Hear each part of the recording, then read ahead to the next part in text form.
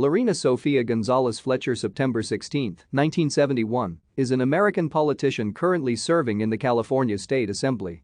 A Democrat, she represents the 80th Assembly District, which encompasses southern San Diego.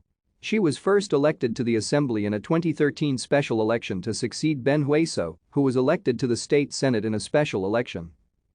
Gonzalez successfully sponsored and passed multiple pieces of legislation in California aimed at increasing healthcare access and putting more protections in place for workers. In 2016, she helped raise the minimum wage in California, which will now increase by $1 each year until full implementation at $15 per hour in 2022.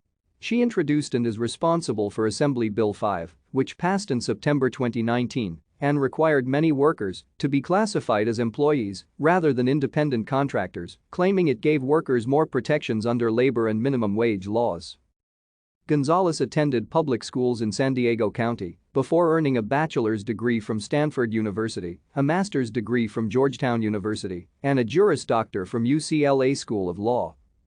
Gonzalez served as senior advisor to former California Lieutenant Governor Cruz Bustamante, as well as an appointee to the California State Lands Commission and alternate on the California Coastal Commission.